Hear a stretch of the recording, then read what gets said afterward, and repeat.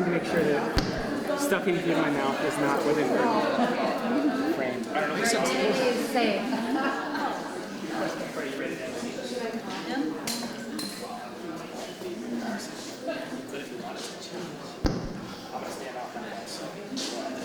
Josh Muncey, to the front, please. Josh Muncey. There he is.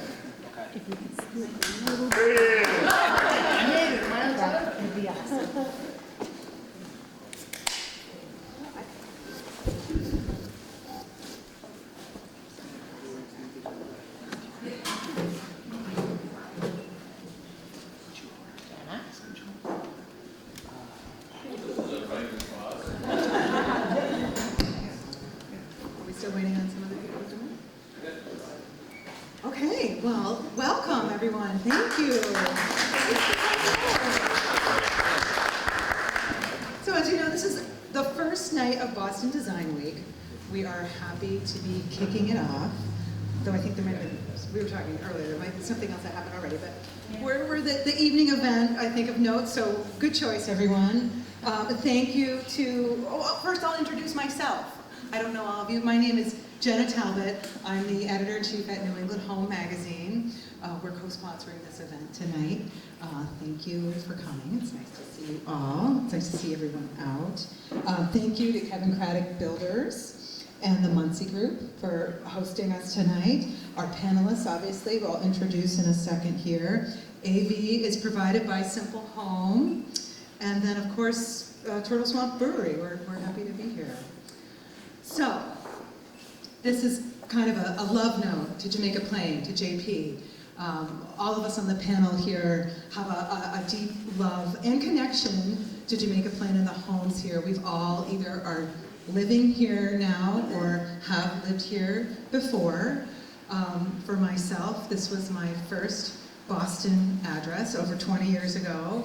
I loved walking to Center Street, going to the pond, the Arboretum.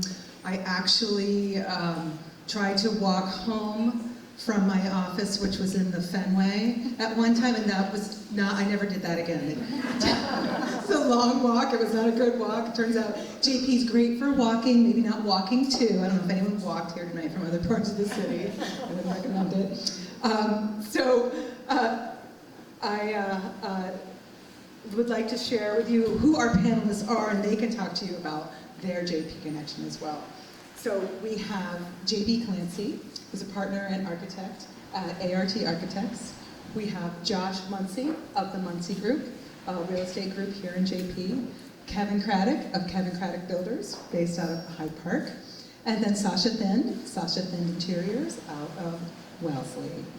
So we'll start off tonight with a little bit of history of JP, which JB will be sharing with us. So I think I'll just turn it over to you. He's got a wonderful presentation. We will have questions at the end, so if you think of anything you'd like to ask, we'll get to that after our panelists have all presented. So take it away. Thank you very much. Thank you.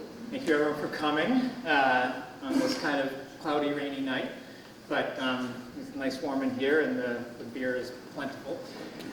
Anyway, yeah, my connection to Jamaica Plain, we lived here in the late 90s, early 2000s.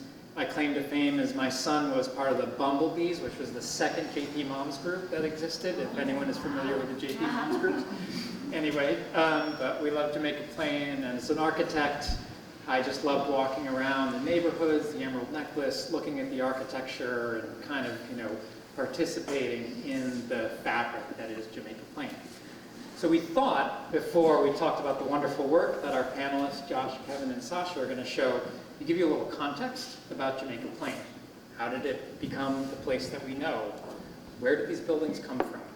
When were they built? Why do they look the way they do? So, we're going to give you a quick architectural history lesson in about 10 minutes, over 150 years of architectural history. Don't worry, there's no quiz at the end, but maybe you'll take away a few things that when you're walking around the neighborhoods yourself, you can identify certain features that identify when and why these buildings look the way they do. Take a quick step back. Jamaica Plain wasn't always the place that it is today. It started out, as this map shows, as a very kind of rural community, something that you might see today in Vermont or New Hampshire. A few roads, open fields. This is Center Street, which was the Dedham Road, built in the 1600s. This is the Norfolk-Bristol Turnpike around early 1800s. But essentially, imagine like a rural landscape. 30 years later, JP starts to fill in. A lot of development. You can imagine it's like a big construction site. Buildings going up everywhere. The fields are being divided. Elliott Street, new roads being laid in, houses being built. That's the fabric that we know of as Jamaica Plain. And by the late 19th, early 20th century, the grid we know pretty much exists. Along with that is the Emerald Necklace, which I'm sure you're all familiar with. Olmsted's masterpiece, Jamaica Pond, the Arboretum, Franklin Park, all linked by these arborways. So this is the JP we know of today, structurally. But what about the houses? When were they built? And why do they look the way they do? Here's a quick survey of the house styles we're going to talk about, starting in the late 18th century all the way to the early 20th century. You can see there are a lot of them. There was a time in architecture where there were a lot of different styles and expressions of buildings and houses, and Jamaica Plain kind of has all of them. Sorry about the... We're going to take a quick tour of all these different styles and think about why do they look the way they do, when were they built, and maybe, when you're out and about, you can start to identify these for yourselves. One thing to note is that these architectural styles are really built on the details. It's the details which form the style, and those are some of the things that our group here does so well at working with. Whenever we think about architectural styles, we can generally think of them as having their origins in two basic movements. There's the classical, antiquity, ancient Rome and Greece. The orders, you're all familiar with Doric, Ionic, Corinthian, the Parthenon, the Pantheon. That's one train of Western thought in terms of how buildings were made. And the details in the classical language you will see later on in a lot of the houses at JP. The other, because there's always kind of, equally opposing thoughts, is Gothic. And Gothic, obviously a European medieval train of architecture. Notre Dame, think Oxford. If the classical was mathematical, precise, organized, symmetrical, Gothic is the opposite. Picturesque, asymmetrical, dark. So think of these two things, classical and Gothic, as being two elements that will inform all these other styles. The first style of house in Jamaica Plain that we can find, there aren't any first period houses, the House of Seven Gables type houses. The remaining house in Jamaica Plain is the oldest, the Poring-Greenough house from 1760, Georgian. Georgian refers to buildings that were built during the reign of the Georges, 1 through 4, English kings. These were classically inspired, generally very symmetrical, 5 bays, using classical elements, very composed. One thing about a Georgian house that's really interesting are the windows, double hung windows. Before the Georgian style, most windows were casement, Stuart. They swung out, right? All of a sudden, double hung windows come into play in England, and they make their way here to America. So the Georgian really introduces this window type to New England, and you see it everywhere now. The next style, that was a colonial style. The first American style, I guess you could say, is the federal style. So this is post-revolution. Has its roots in Georgian buildings. You can see these look very similar to the Georgian house we were just looking at, with one notable exception, the fanlight over the front door. That tends to be a very federal or Adam-esque detail. So here we're post-revolution, early 19th century, very classically inspired, Georgian-based with a few little twists. So, early republic, we moved out of the federal period. Greece actually opens up for the first time to the Western world. Architects go in, start looking at buildings, measuring them. The drawings make their way to England. They eventually make their way to the United States, and we have Greek Revival architecture. In the early 19th century, there was a huge Greek craze here. There's everything Greek. You know, towns like in Western New York, Ithaca, Syracuse, Rome, I mean, they were named after Greek cities, Greek furniture, Greek style, and we had Greek revival houses. And there's an amazing Greek revival house that Kevin worked on, you'll see later, here on Dane Street. An amazing example of Greek revival architecture. How is it different than the earlier ones we were looking at, which were maybe a little more Roman inspired? It has a lot to do with some of these details, which Kevin mastered perfectly. There's subtle little changes about what differentiates them, but they're very sophisticated and were literally taken from the temples in ancient Greece and put on houses here.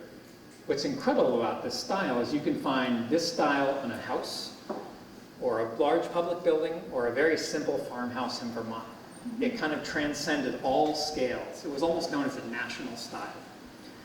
And one of the reasons why it got everywhere was because we had an architect, Asher Benjamin, who did this project, who wrote some books. The Architect's, the American Builder's Companion and the Practical Carpenter. He drew up all these details. The books got published, sent around the country, and people built the buildings. And that's why they looked so good, because they were using real measured drawings from ancient Greece. As I said before, we have classical. Well, following the Greek revival, there was always a reaction to something, right? And so people were like, enough with that kind of very rigid classical stuff. We need something a little more emotive, a little more picturesque. Gothic revival comes into play, kind of following the Greek revival. So here in early America, we have these two trains of thought. There aren't many Gothic revival buildings here. There's an amazing one down in Northeastern. But this little house here in Seaburns is kind of an example of that. Again, these houses made their way through another book, The Architecture of Country Houses by A.J. Downing. So we got two books, which I think are the kind of like old equivalent of New England Home, disseminating ideas about design around that people then take and use. So you've probably seen this house 100 times in Boston. It's called an Italianate house. And it's kind of a blend of classical and Gothic. And it's really what makes it so pronounced are these brackets. And you know, when you're looking up at the eaves and the rakes and you see all those little brackets, you know, that's usually the key that it's an Italianate house. It's kind of inspired by Italian architecture, but it was an interpretation. Not many people had been to Italy, they didn't really know what Italy was about, but somehow this kind of evoked buildings of Italy. What's interesting about this building is when they were built during the beginning of the Industrial Revolution. So all this ornament, if you had someone carving all that, Kevin will tell you how long it would take a carpenter to carve every single one of those brackets. So we got like, we have factories that are churning out ornament. And people started saying, hey, one bracket's good, why not 20? So, you know, you have like houses that start to populate with ornament like this. Now we're in the Victorian period. And Victorian is obviously buildings built during the reign of Queen Victoria. But within the Victorian style, there are multiple slices. The first one we're going to talk about is Second Empire, known for the Second Empire of France, Napoleon III. Think Champs-Elysees, mansard buildings in Paris. Haunted houses meets house in New England. So it was an imported style. It was kind of called a modern style at the time because it hadn't existed before. But this roof form and the classical detailing and such that's existent in Second Empire houses is really a reflection of architectural thought coming out of Paris. So all these, yes, haunted houses that you see are really, quote unquote, Second Empire. And there are several. There's an amazing one on Pond Street. Is everyone driven by that white house with the conservatory in the back? One of my favorite houses in JP. Another Victorian style is known as the stick style house. This one on Reno Ave. Stick style because it looks like it was made out of timbers or sticks.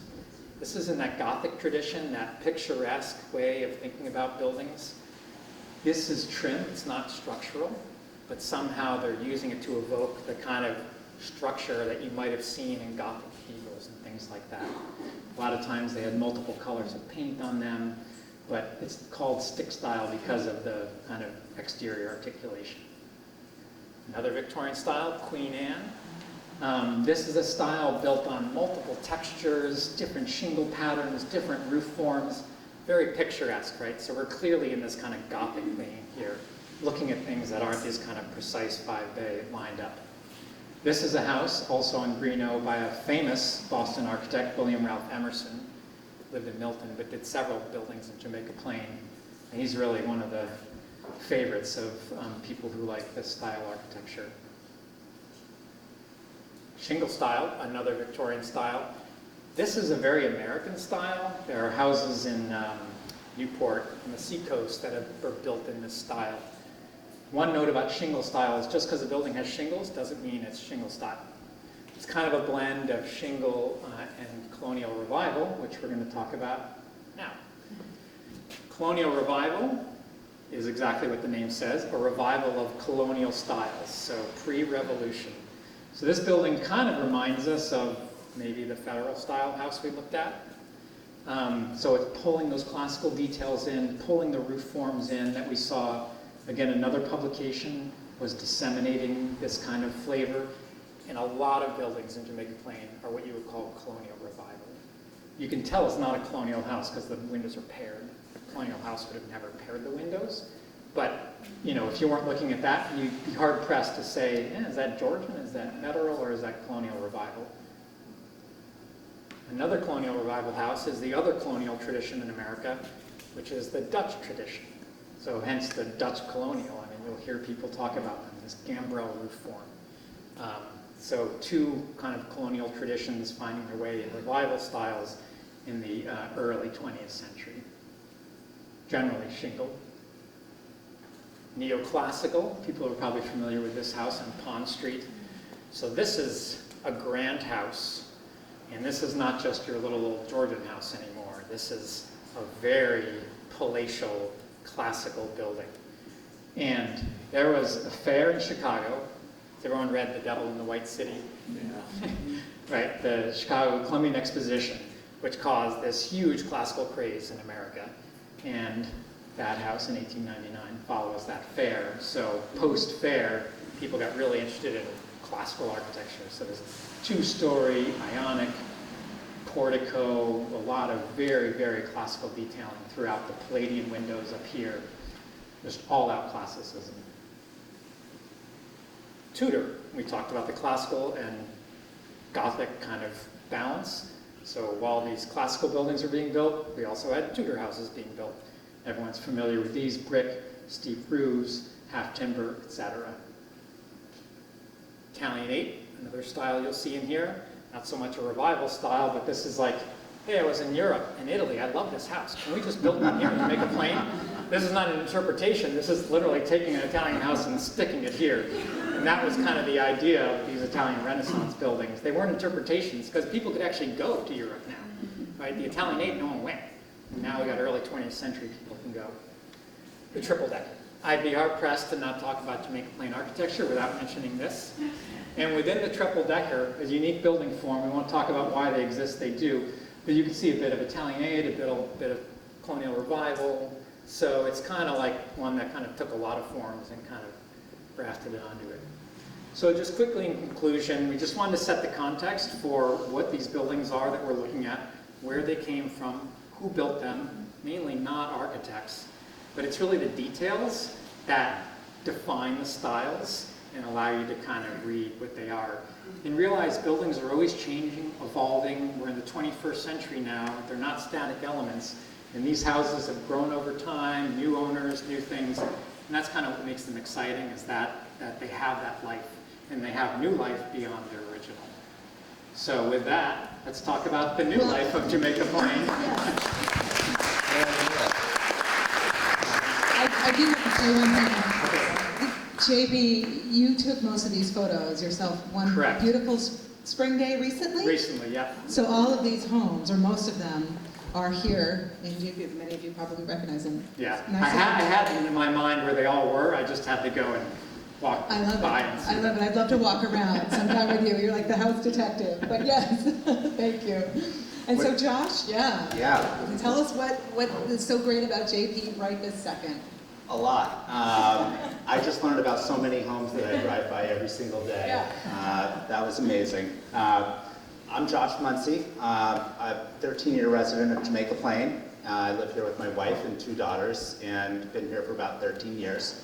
I lead a residential real estate team called the Muncey Group, and a lot of our work is locally, and because most of our team lives and works here, and we're very passionate about the neighborhood. So I'll talk a little bit about why Jamaica Plain, who we see coming here, what makes it so awesome, who's coming here. I can be very brief about this. Everybody, whether it's young couples renting their first place, well, not renting, but buying their first place, to downsizers, empty nesters, either coming because they want a smaller space with easy urban access, be close to grandchildren.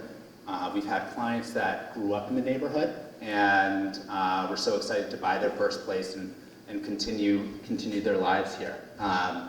And with respect to what is the lifestyle, what's attracting a lot of people to Jamaica Plain, I can speak to all of these things very personally. So for one thing, there's more green space in Jamaica Plain than any other neighborhood in all of Boston. So as you were talking about that Emerald Necklace, the Olmsted Park kind of going right into the Jamaica Pond, the Arboretum, Franklin Park, the Southwest Corridor, which originally was supposed to be the Mass Pike, and then through organizing, that was curved and became this beautiful park leading directly into downtown Boston. So incredible green space. Easy urban access with respect to 4 Orange Line train stations in the neighborhood, as well as a bus stop that goes back and forth to Longwood, Blue Bikes now, whatever you want, JP has it with respect to getting around. There's a lot of walkability, as you were saying, not necessarily walkable, or you were saying walkable to other neighborhoods, but within JP, like you can stroll to get coffee, to go to the train, to go to parks. You can bike. You can bike places. You can bike places, There's yes. Southwest Corridor, yeah. Southwest Corridor is just an easy bike ride, and the Orange Line train station is about 15 minutes to Back Bay. So it's quick. It's not like the Green Street BC line where you're, it's very authentic in terms of restaurants, shops, culture, right? So like, I think of JP as like, not a place you're going to get lunch at Panera Bread or Target. We do have CVS, we do have supermarkets, but like outside of that, you're going to get tapas, and in the back of your tapas place, Tres Gatos, there is a record and a bookstore. And it's where you go to get like authentic, real Cuban cuisine, not like a chain type of place. There are a lot of minority, female-owned businesses. There are thriving bookstores, believe it or not. And that culture is very exciting to myself and a lot of other people. There is also, for me, I have like a very strong sense of belonging here. So I feel like neighbors really know each other. They talk to each other. And a lot of people care about their community and are very involved with it. And that's one of the reasons why personally I've loved living so much here, and I get a lot of feedback from our clients that are moving here all the time. So as you can tell, I've got a little thing for the neighborhood, but did I skip? Yes, tell us about your house.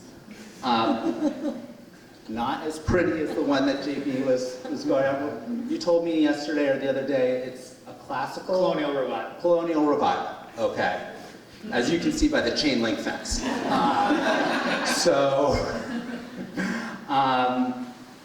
This almost cost me a divorce until I met Kevin Cradock. Kidding, but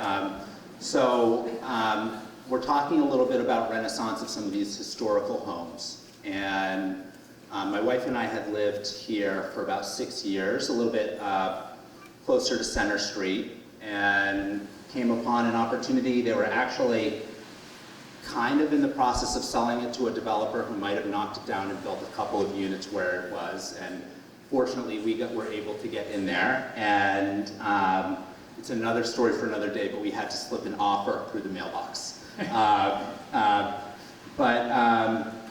Kevin, I actually wasn't planning to talk about this, but like I had heard about his reputation and reached out to him, and he walked through with me early on.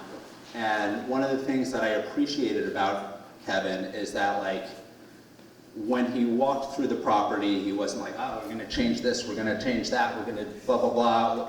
You know, he was thinking about the space, thinking about like what is true to the space. Like obviously you can do anything and you can make it your own, but like there was a lot of incredible feedback, nuanced feedback from you know, walking through with a professional that's clearly been through 1,000 of these historical homes before. So we started uncovering, like at well, let me just say, it was built, JB, I think you mentioned this, but a lot of these homes in JP were originally built as like summer homes, way, way back in the day, for people that may have lived in Beacon Hill or Back Bay. And that was the case here, in which this was a president of a Boston bank. And there are certainly some life cycles to these older homes. So prior to our ownership, like a couple people prior, it was a Latvian cultural society. And there was a school in the basement with a disgusting urinal and like everything else that you can imagine, but Kevin will probably remember that, but like it was very interesting. There, you can maybe see it, there's a big steel like fire escape on the side, and then there had been a fire, and then another family lived there and was kind of like doing it piece by piece. So it's very interesting, and I'm sure you guys see this all the time about like, this home is built a certain way, but it has all these things happening along the way. And I just remember pulling up carpet, like we closed in the home, we can finally open closets, see what's going on here, and pulling up and seeing all the scorched floors of like, oh yeah, okay, there was a fire here, okay. But Kevin helped us with what we got. This is not the original kitchen, but he helped take what was a problem, and which we call the Addams Family House, and make it into something super special. And it's really like, I mean, it's beyond anything we ever thought in a million years that we'd be able to live in, and it just happened to work out. And incredibly grateful to have planted long-term roots in such a vibrant community like Jamaica Plain, and to have been introduced to Kevin. So, and then, you know, obviously if you're hiring Kevin, you're going to be like, hey, we need a little built-in here or there, because they do it so well. And as you can see, there are some rooms that were unaffected by the fire, right? Like, so these moldings, these built-ins flanking the fireplace, things like that. Kevin was like, no, they're good. We took them to the shop, tuned them up, brought them back, and helped to really bring that elements of the original back to life. And where there was nothing to do, obviously we got to design a dream kitchen. So feel very, very grateful for that.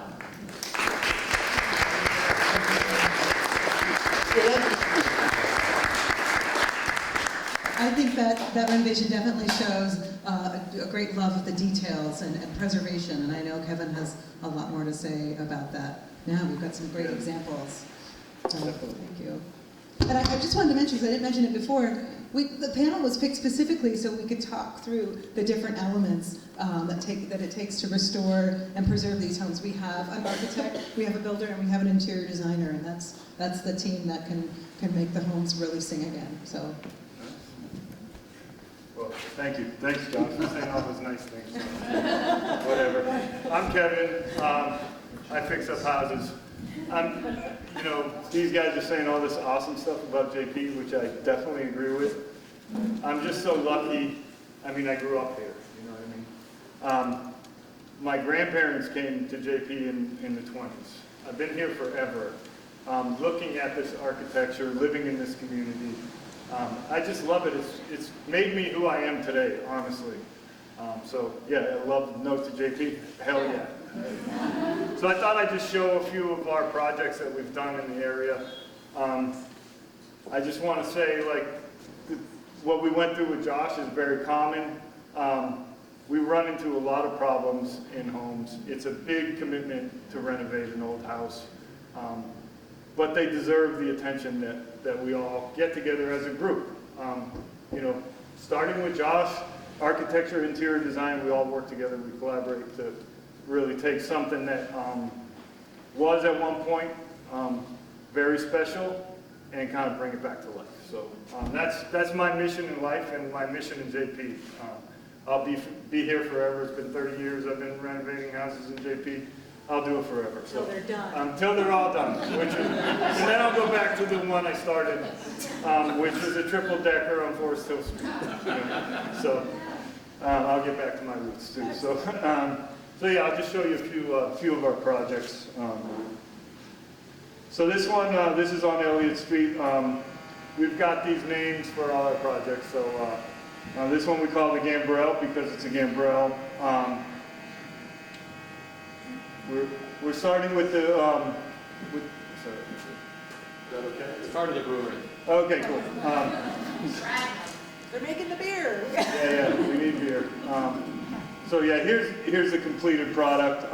This is a project we worked with Doug Ruther, Orange Street Design, for architecture and interior design, and this is a pretty holistic, in-depth renovation.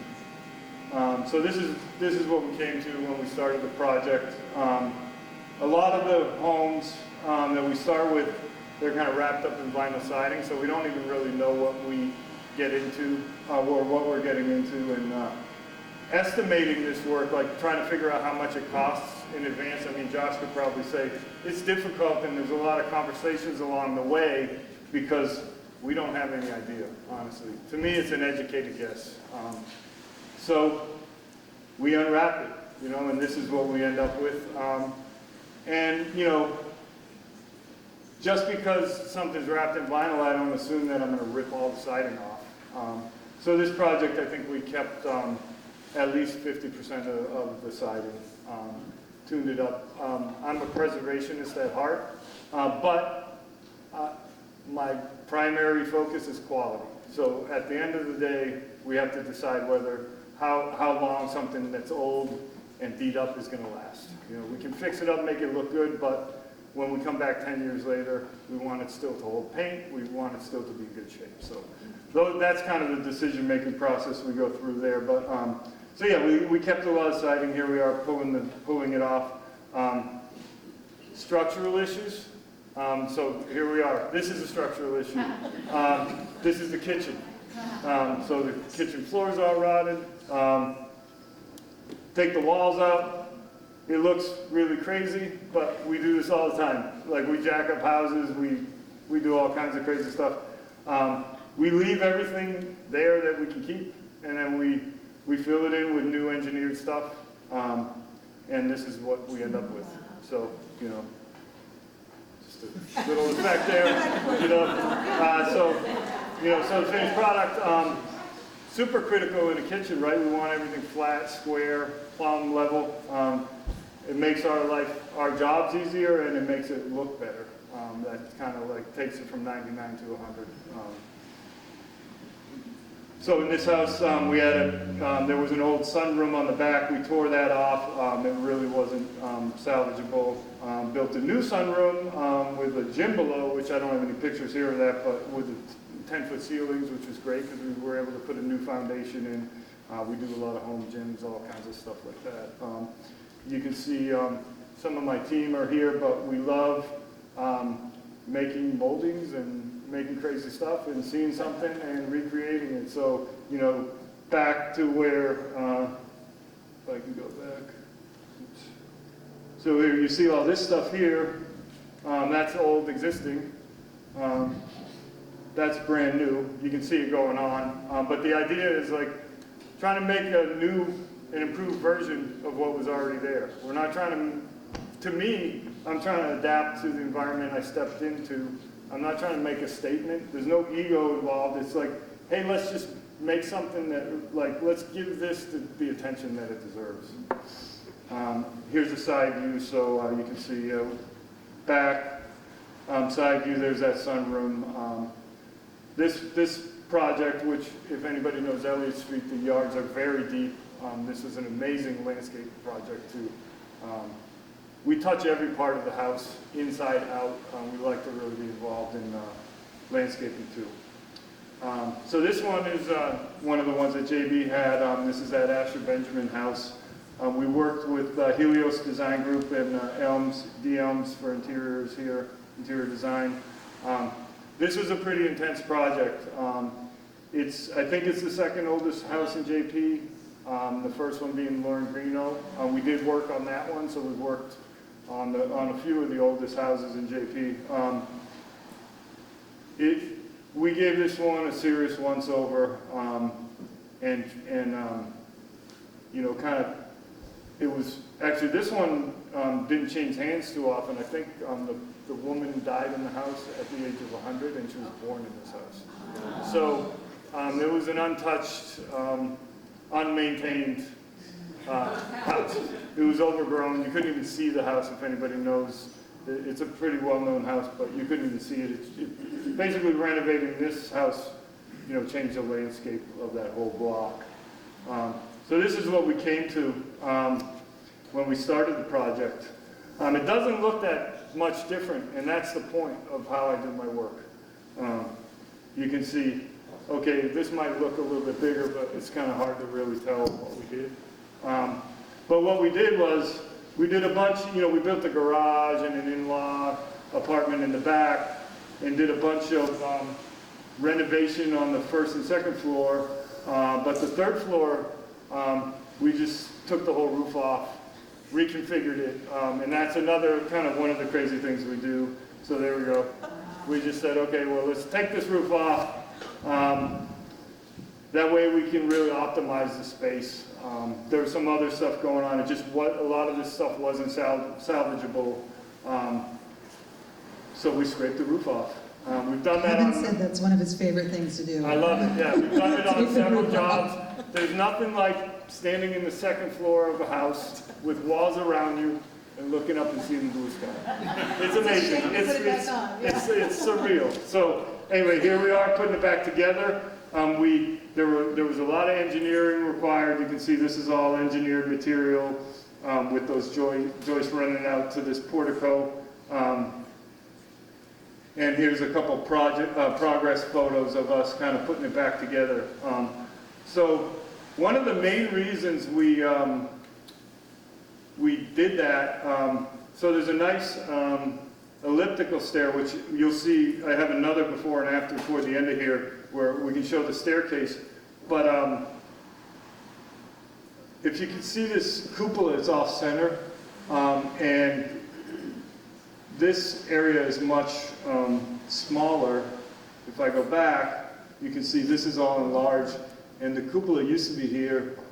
The reason what we did was we moved the cupola over here on top of the stairs, and we built a new flight of elliptical stairs, so it's top to bottom, and then we added this roof deck. And then again, we were able to add 3 or 4 bedrooms. This is a massive house, so it doesn't look that big in the photo, but so we added a few bedrooms, you know, for kids upstairs. And here's that stair. So, and you can see, like, this is how we preserve our work. You know, we demoed this whole house, full gut job. We left this set of stairs in place for the duration of the project. Then we tuned it up at the end. That's the same staircase. You know, there's a little bit of fine work, you know, tune up and stuff like that, but it's really the same thing.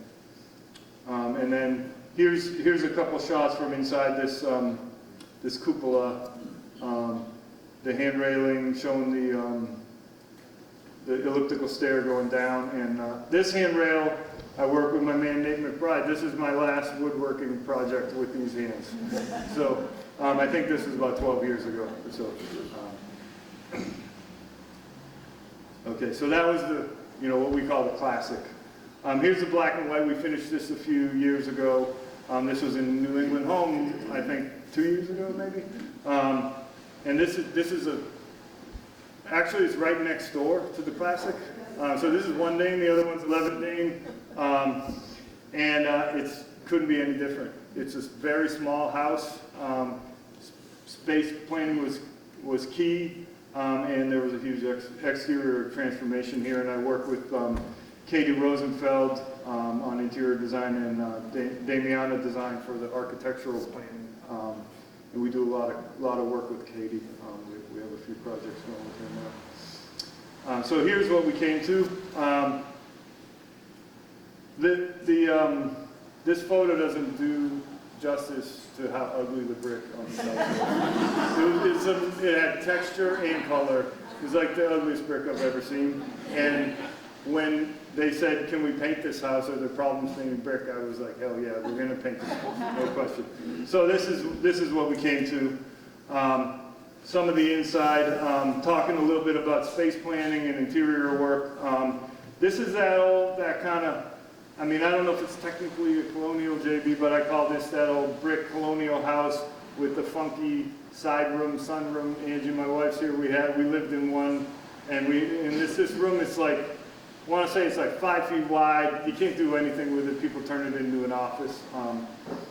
You know, we looked at this, and the solution here was just to take out this fireplace and chimney, which is a pretty big structural feat, even on a small house.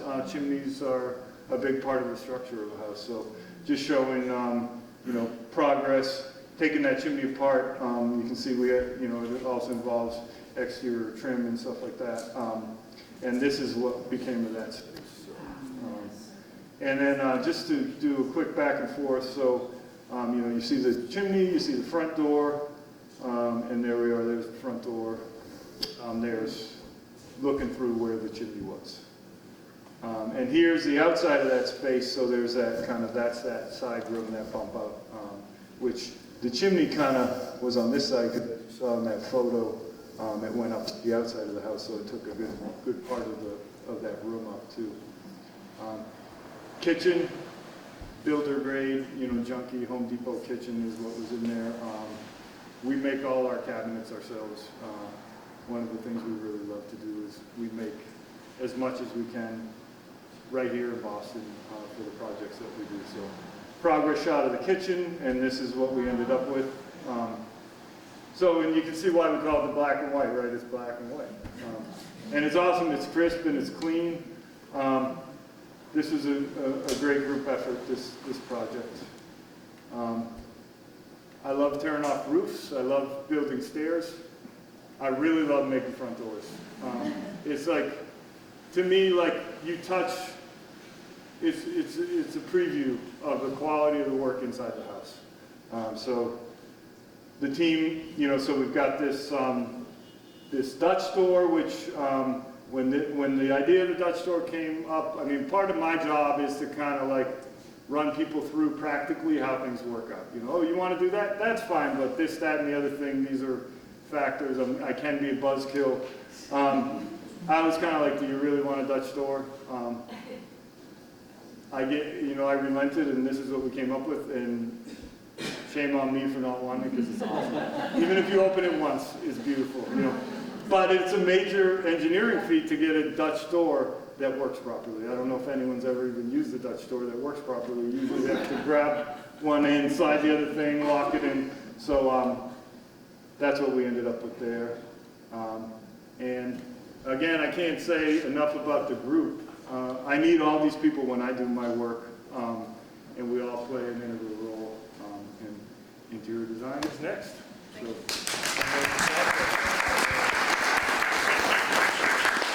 I think Sashya has some, again, like this space planning with sensitivity to what she finds when she's brought in to update these homes, as people obviously live a lot differently now in spaces than they did when these spaces were designed. So go ahead, Sashya. Thanks, Jenna. Tough act to follow after Kevin, but I'm going to try. So to reiterate just what JB and Josh and Kevin were talking about in terms of the love note to JP, I started my practice in JP as well. And these are some of my earlier works that you're about to see for young families. As we were once that young family as well that moved to JB to have our babies here. So yeah, let me walk you through some of these spaces. So this actually is a colonial. I don't have the exterior view, but based on what JP has just taught us, it's a colonial kitchen renovation and dining space. So what I do is more of a contemporary aesthetic, and that's what this particular client came to us for. They were very interested in bringing more light into the space, and we did that with the use of these sliding doors and large windows overlooking a beautiful backyard. The family also, they are very, very interested in having the kids involved in the preparation of their meals, and this was our floor plan, as you can see, divided up into two very modest rooms. And what we did is we took out this partition wall and made it structurally sound, and then really opened up the space for it to flow and created this beautiful long island, which is now a space that the entire family can cook around. This was the before, so yeah, it was not really functioning for them on many levels. The light levels were low, and it was choppy. So just taking into account their needs and preferences, and then we came up with a design that we sort of felt that it sort of met their requirements and made it brighter. This is a view looking into the dining room from the kitchen, and by eliminating that one partition wall, we were able to create a seating area for the family, which is cozy and more sort of towards the front of the house there. So that's one of the projects that that was a colonial that we were talking about, and through the use of basic space planning and a couple of structural changes, we were able to maximize it. So moving along to the next one. I mean, that's an amazing transformation.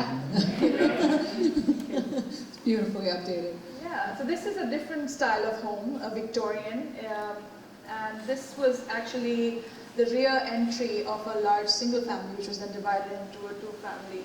So one of the main key areas of our work was how to walk into the front door of his house and you land in the kitchen. So the kitchen was really doing multiple things for this family, and they were spending a lot of time here. So we had to really think through how the space was going to function as a kitchen and a mudroom. So this was our attempt to doing that. Of course, the before and then the after on the right there. And shaved off some of the chimney, pressed to create more room for simple things like a little dishwasher on the right there, and more seating on the left. Again, opening up windows, enlarging them. This became a double bay window here on the right. And as you can see, we gained a lot more room by reducing the chimney size right there. Because this room is so used all the time, it was really important that it functioned not only as a kitchen but a hangout space. So, of course, the stove, which existed before, was put back in because they really enjoyed that aspect. And the spaces they have radiant floors, so it's sort of a year-round space that they can function in. And we actually take things to a contemporary level, so instead of trying to recreate something, we sort of go in the opposite direction with more contemporary lines, and this was our approach to it. So just a quick snapshot of the floor plan. This is the main entry door. This is the stairs going up to the rest of the rooms, and this was our little mudroom storage here, but we connected it with the dining area, and then worked with this quirky floor plan to tuck away all the appliances and create something clean. What's the square footage of this one? Do you remember? I want to say 550 square feet, yeah. So, yeah. So this was the before for this particular kitchen. That was what the tiny little hallway there was doing. Yeah. Sorry, skipping through. So really our work is sort of space planning approach for more of an interior renovation, and how we take developer-grade kitchens or spaces and give them new life. This was a Victorian, it's a townhouse, Victorian era, and I can actually skip ahead to show you what we did here. So on this floor there wasn't a powder room or a bathroom, and they did have a pantry and a closet and a beautiful deck. You know, outdoor space is such a premium in JP, and especially when you're sort of in more of these compact lots. And we really wanted them to have more access to the outdoor space. So by reconfiguring the floor plan, we were able to tuck in a powder room here and create sliders going directly to the deck, which brought in light into the dining room and also a much needed powder room on this floor for this family. So going back, these are the sliders on the left here. And of course, much needed storage with the dining room there. The before and after on how that was accomplished. And stove. Everyone loves a nice stove, so that's what it is. This is a little powder room, little funky little spot for a bit of color. And a general improvement to the entire entryway space. Older home, of course, hadn't been touched in, I think, 25 years, and so it needed a bit of everything. You know, lots of traffic in this hallway, so wainscoting, wallpaper, things to sort of help out with, and some color, which was something the client was really interested in bringing in. So having lived in JP and sort of getting to know the community, this opportunity was also presented itself. I used to live across the street really from this, and so it was wonderful when they reached out to ask us to design the Bartlett Square. It's not here anymore, but it was a fun little project. The cafe and creamery center that we designed. Well, you had also mentioned that you found you met one of your clients at the previous project you showed at City Feed. That's right, yeah. Yes. So the colonial. Shopping local for their design. Yeah. Have a coffee, pick up an interior design, all at the same morning. Well, thank you so much, Sashya. Yeah. Thank you.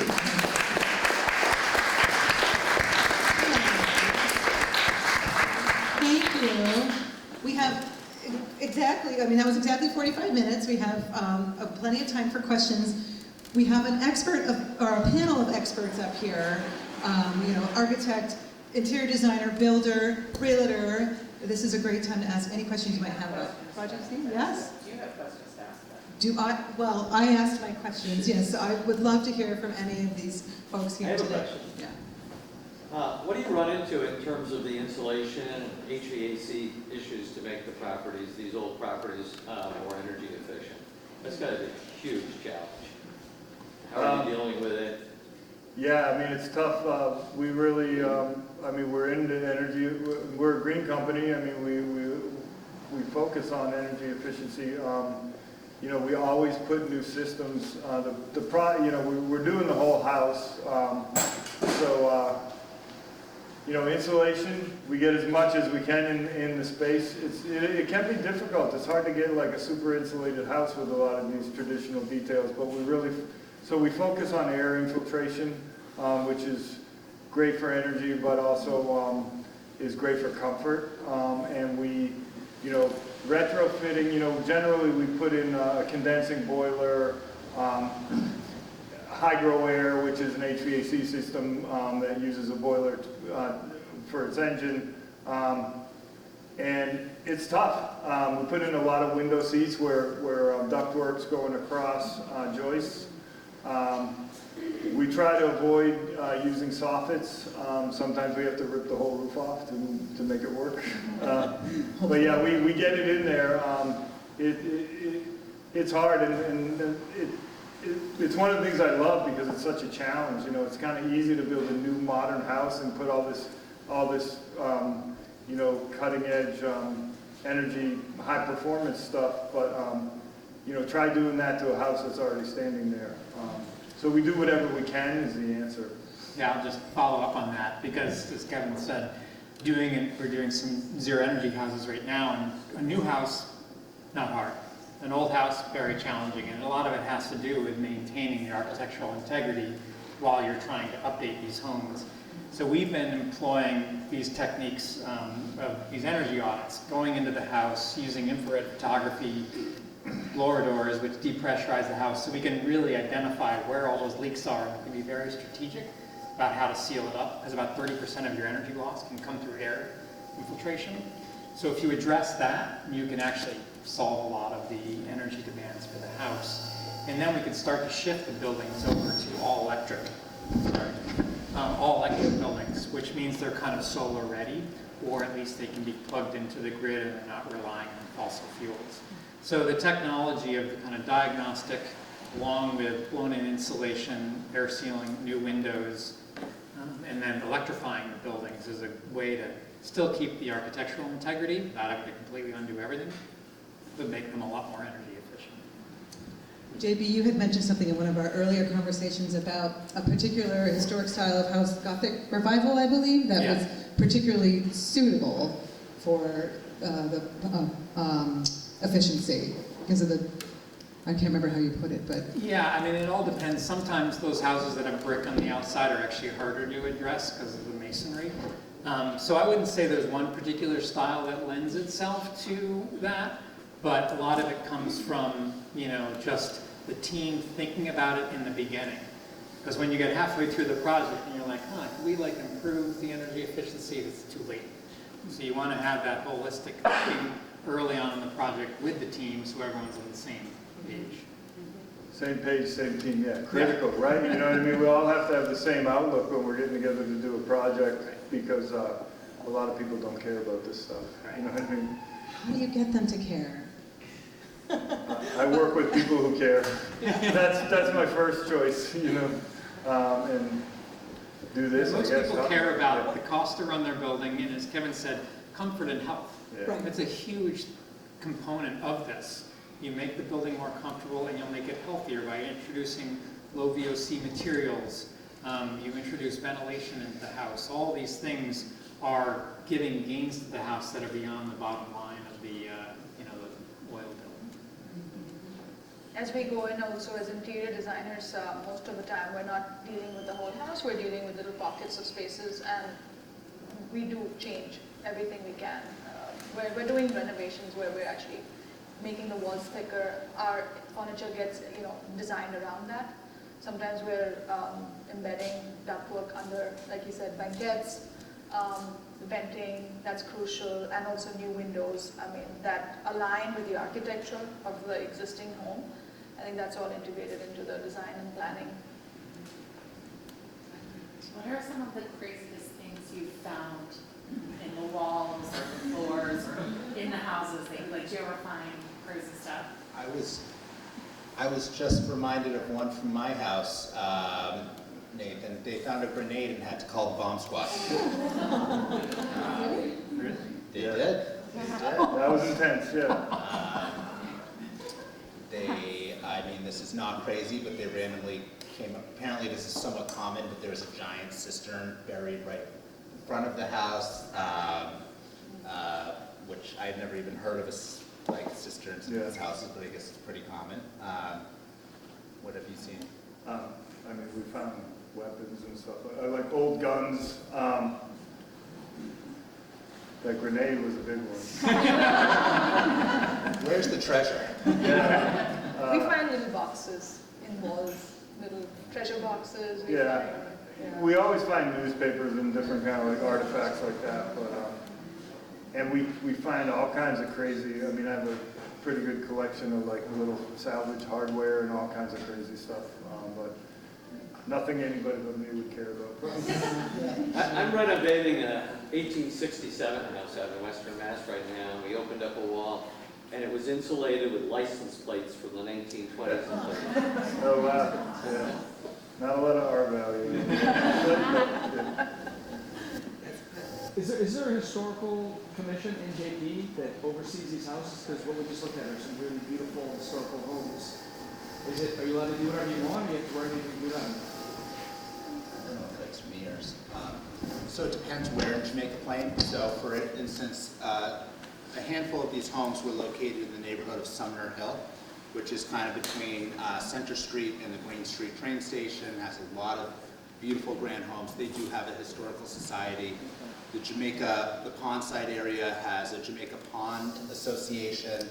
And then certain neighborhoods have what they call a neighborhood design overlay district, which is not historical, but the neighborhood can be involved in design feedback along the process to make sure what you're doing is, related to the architecture of the immediate community. But no, it's not like a Beacon Hill where it's like all-encompassing across the board.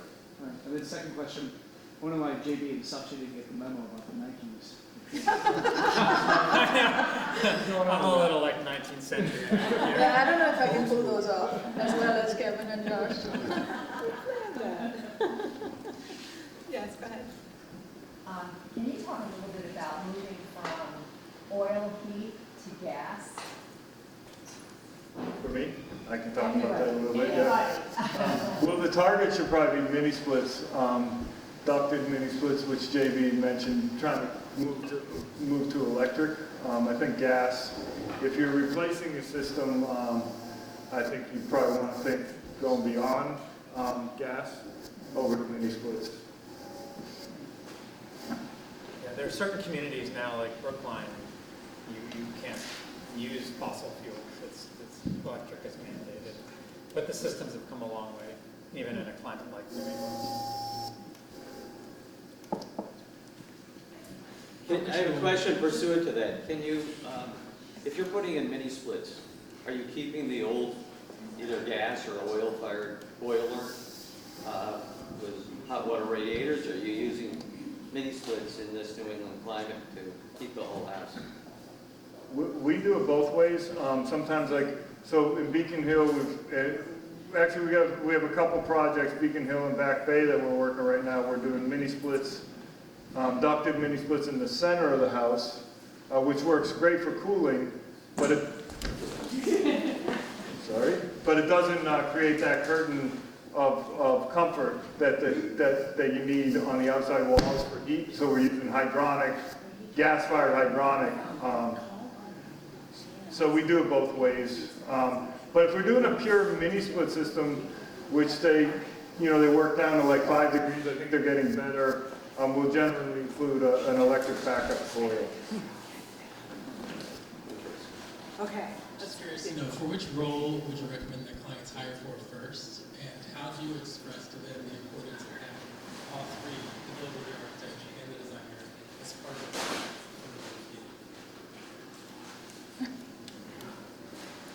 It all depends, I think. A lot of times, it's who gets contacted first. I don't know if there's an order in terms of what's better, but the key is that all are involved in the beginning. In terms of the preference of order, if they all happen in the beginning of the project, then it doesn't matter which came first. And I think, the best projects happen when the team's in place in the beginning, the full team. And as people have talked about, there's a holistic view of the project, and all components of the project are identified early, and the goals of the project are set forth so that people can collectively move toward achieving them. Because when someone comes in at the end, it just can be disruptive, and it just doesn't create as good a process. So as a realtor, who do you recommend first? The realtor. You have to have a house to do anything with. What are you doing? So as a realtor, I would say, frankly, as an experienced home renovator, I worked with Kevin and Helios Design Group, which is an architectural firm based in Jamaica Plain. And JB is totally right. The value of having multiple people at the table, great minds collaborating in a way, we were working with the architect, and then Kevin would be a part of that meeting, and he would give this very insightful feedback about, but here's why that might not work as well as it looks in theory. And so the collaboration component was invaluable to the process. And I think that there's a lot to be said from a team that works well together. which I was fortunate enough to have in my experience. But I think I mean, I guess it could be either way, but identifying that crew early on. So I just did an office renovation, and I had a great experience with my architect. I'm having a good experience with the contractor. Kevin didn't want to take it on because it was too small for him. But you know, a challenge was like taking it the full way with the architect, and then like everything's done, and then we're pricing it out. And I know this is the way that it works, but like getting some of that contractor feedback at the very, very end, like kind of pushed us way back, and we were like, okay, well, so there is value to like knowing your players a little early on.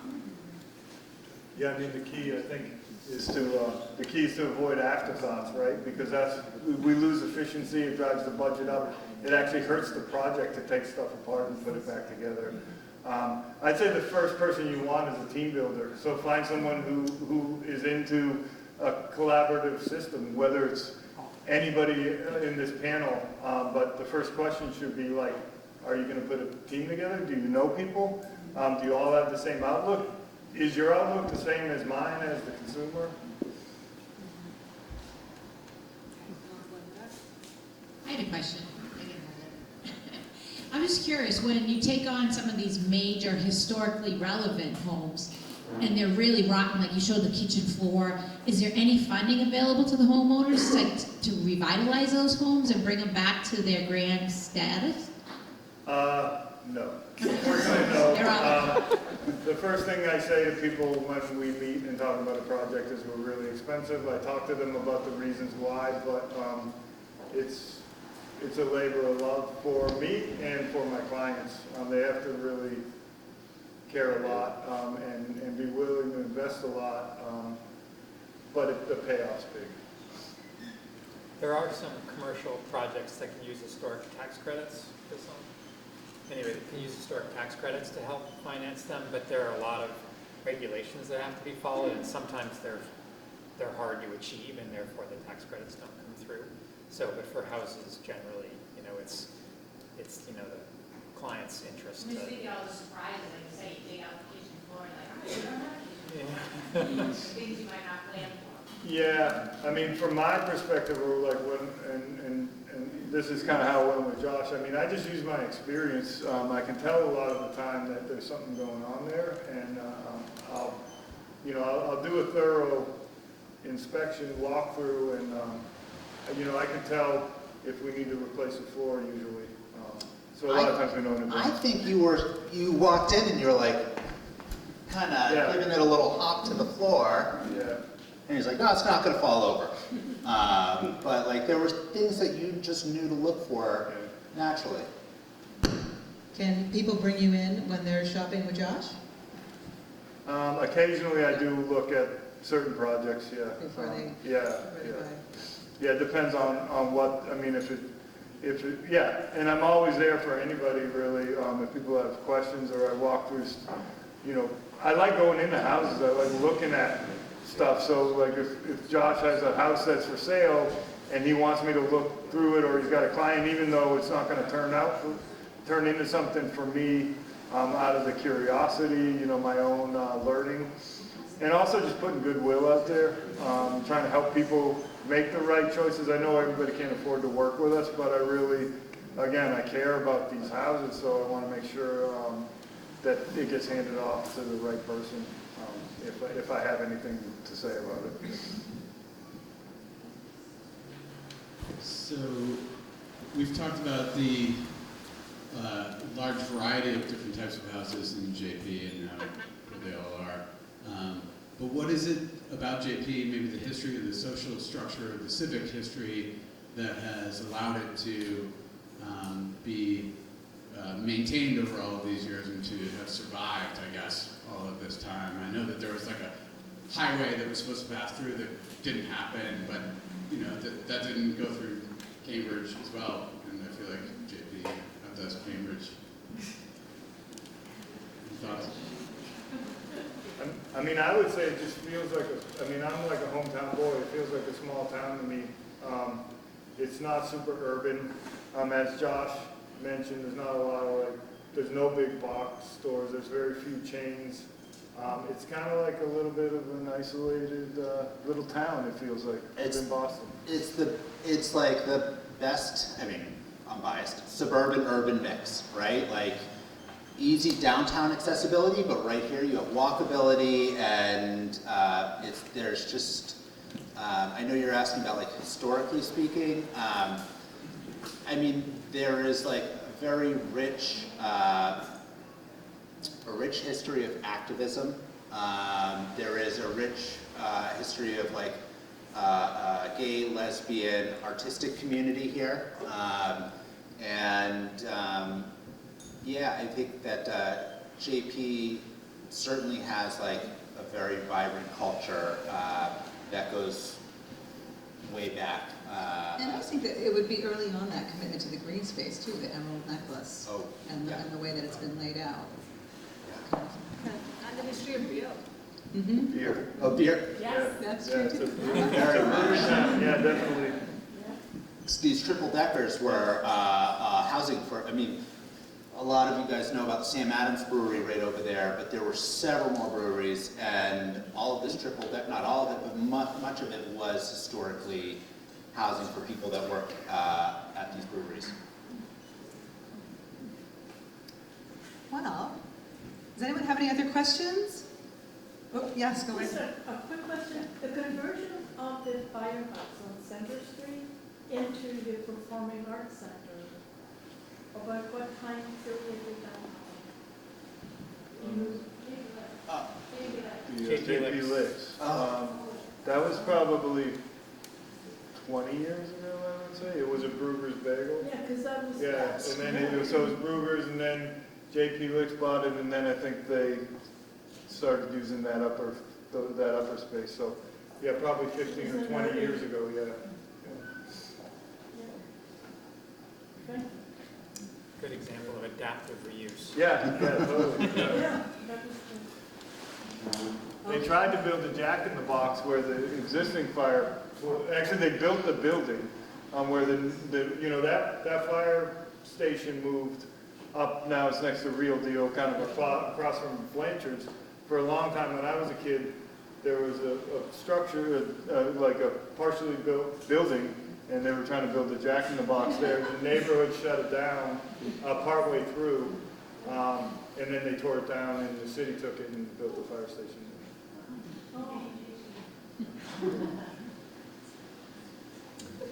Okay, well, thank you to our panelists, and thank you to all of you for being such a wonderful audience and having some great questions for everyone.